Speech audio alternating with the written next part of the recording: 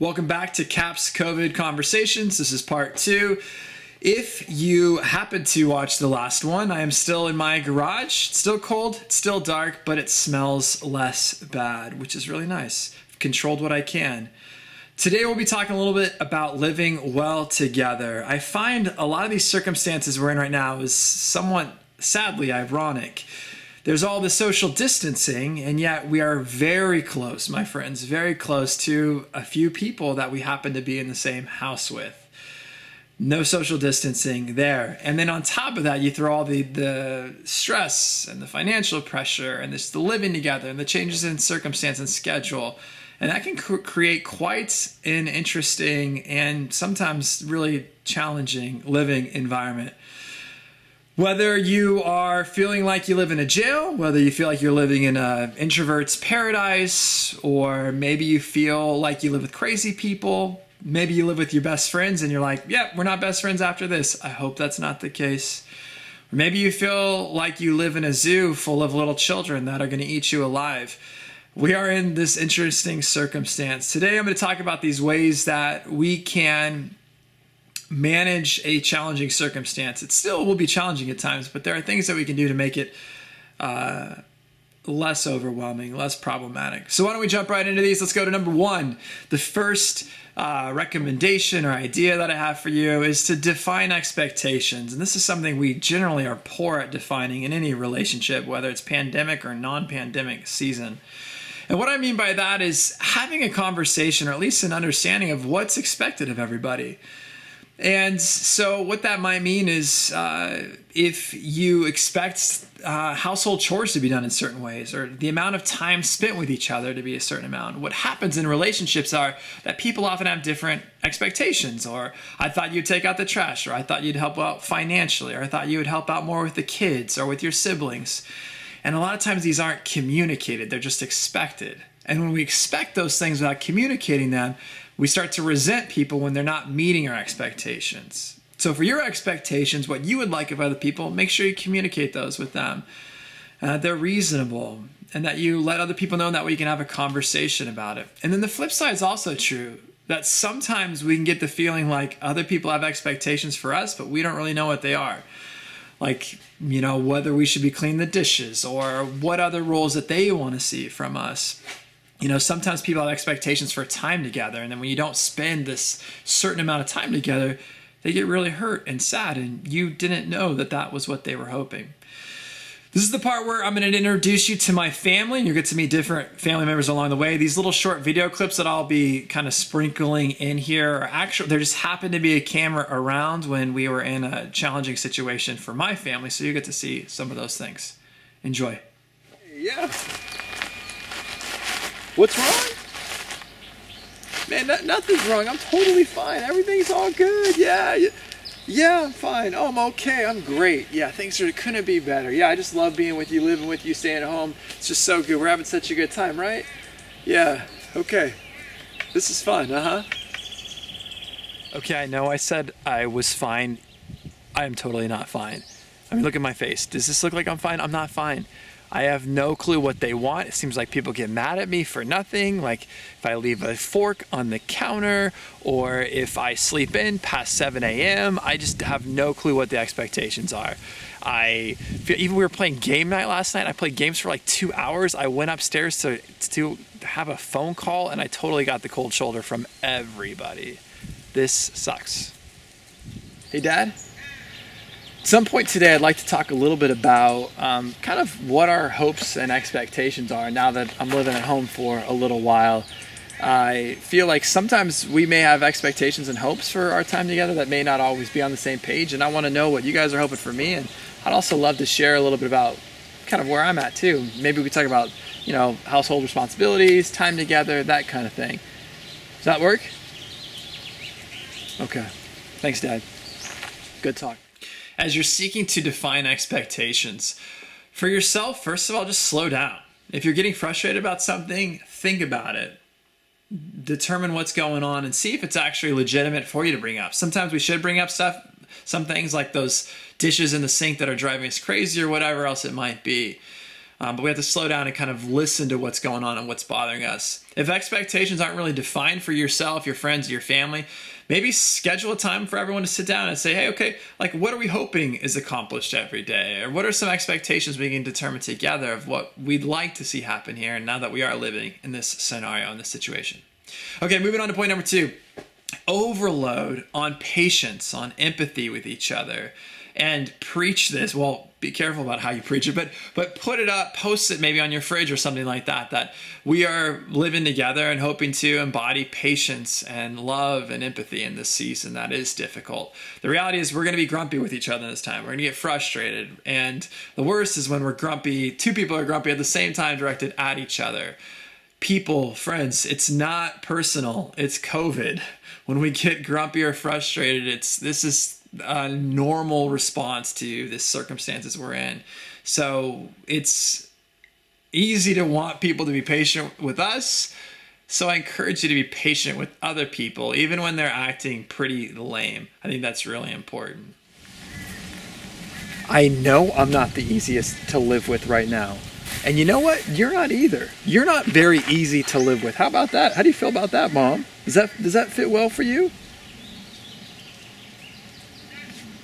Let me try that one more time. I know I'm not the easiest to live with right now. I recognize that. There's a lot going on, and I'm sorry for ways that I contribute to that. This time I'm really working on and trying to be patient and understanding. I know sometimes I lose my cool. It's hard on everybody, and I want to practice not having that impact our time at home. So I'm sorry for ways that it does. And I'm trying to also give that to other people, having a lot of grace to myself and also giving grace to other people when they have difficulty.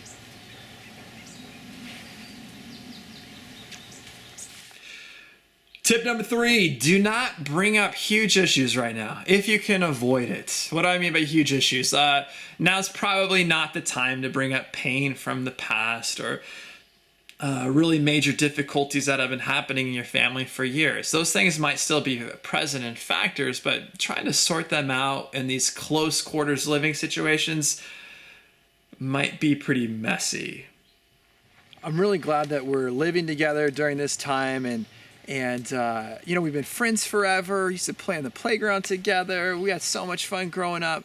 Now that we're living together and have all this time, I thought it'd be a good time for me to bring up a few things that I've thought about you over these past few years. And, I really think that you've really hurt me in ways that have changed my life. I think in general, this may be hard to hear. I think you're a really bad friend. I think you really have this conceited flair to you that, it just really kind of tears at my soul. It kind of tears it down and beats it to shambles. And I just don't think we haven't really talked about this ever, but I think it'd be good for you to know, especially in this time where you can be self-reflective.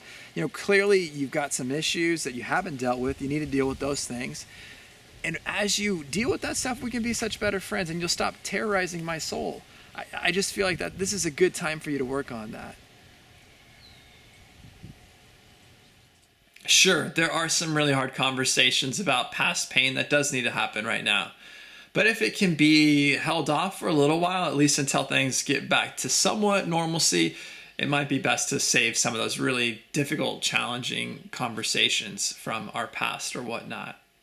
All right, next tip. Tip number, I think we're on 4.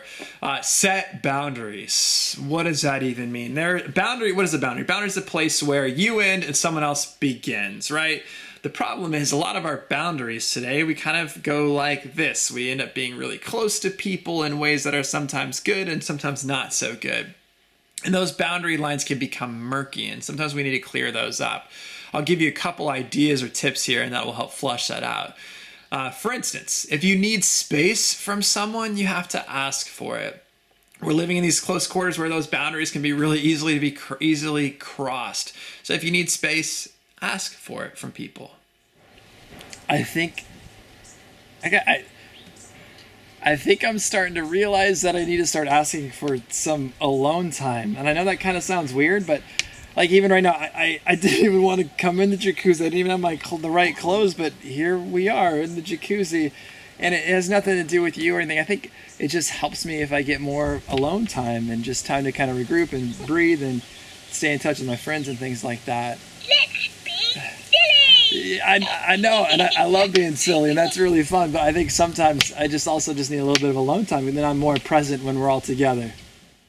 Living in these close quarters, if you have become the therapist for someone you live with, like you are their therapist, that's really probably definitely not a good idea. Whether that's for your mother that you're living with, or your teenage daughter, or for a roommate, it's good to help and support and listen and do all those kind of things to each other that are positive.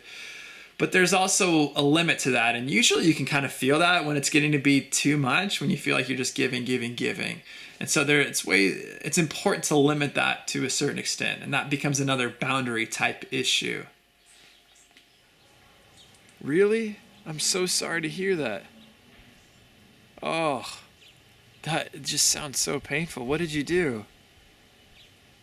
Oh man, brother, I'm so sorry to hear that. Hey brother, I'm really glad to support you. I love you so much. I care about you. I also have a lot of concern. We talk a lot about some of the things you're going through, and I feel kind of responsible for making sure you're okay. And I just feel like that's something that I'm not able to do. I don't know how to. I want to, but I don't know how. You know, in the past, I've done some counseling for myself, and it really helped a lot. I don't know if you've thought about that before, but I think with some of these things, of course, I'm still going to be here to support you, but I also think, you know, these concerns would be really good to talk about with someone who knows how to handle some of these issues. So what do you think? Can I help you make an appointment or reach out?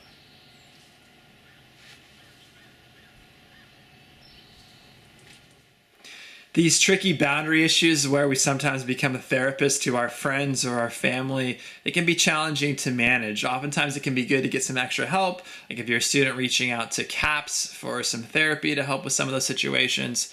It's hard because it's not like it's 100% the other person's fault. There is a bidirectional process that happens where someone is seeking help and then we're giving that help a lot, which kind of enables this cycle to occur. And so it can oftentimes be helpful to get some extra support. One last little boundary I want to talk about here is that's just being direct with your communication. If you do not want to do something, then communicate that. You know what's important to you, but being able also to communicate that importance of things well to other people is going to be really important. Tip number 5, practice good communication skills. Just the basics, and I'm not going to go into detail on these, but here's a couple examples. If you're mad, listen. Listen well. Avoid that tendency to be like, blah, let me tell you all the things that I'm mad about. Listen well on that situation first and earn that opportunity to be able to share what's bothering you. Take some deep breaths when you feel rattled. When you're feeling really overwhelmed or upset, take some slow, deep breaths.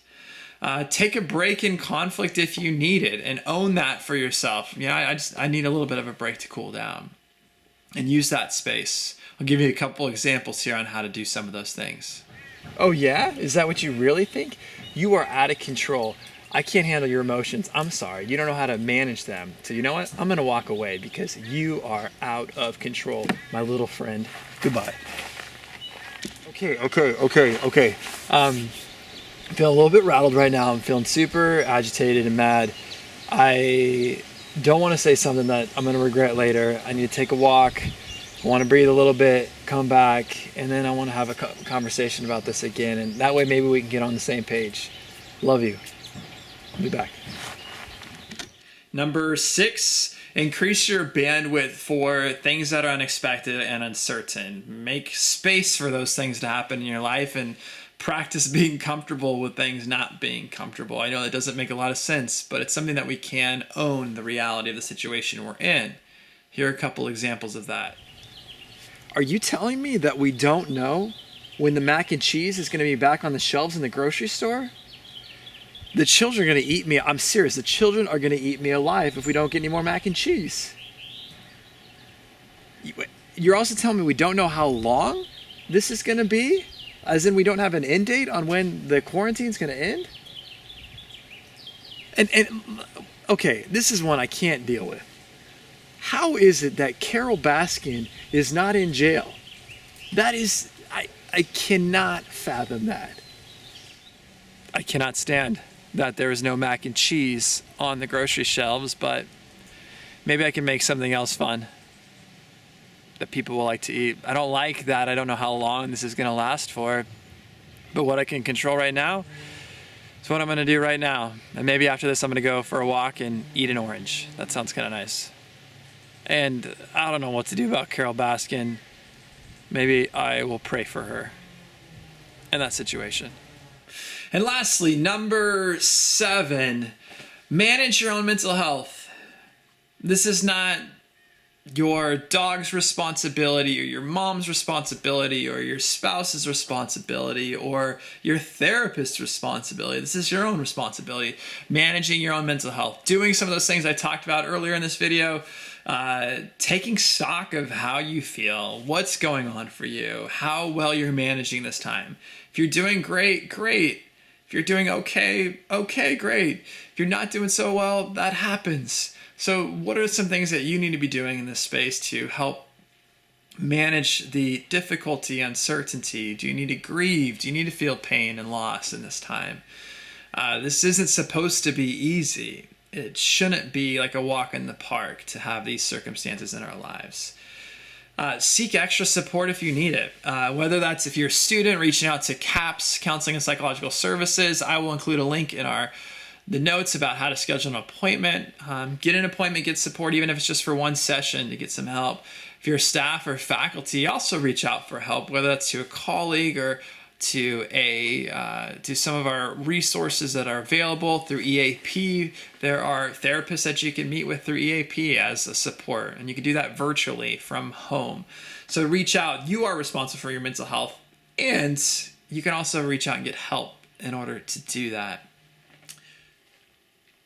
I finished recording this video, and I clearly wanted to put a little bit of levity into it, and I do want to address some of you that are in some really difficult situations. If you are in a really troublesome family situation or friend situation or even in housing that seems really unstable, I'm really sorry that you're in that situation. And in many of those places, you may feel very powerless, like you don't have a lot of options, that there's not a lot you can do.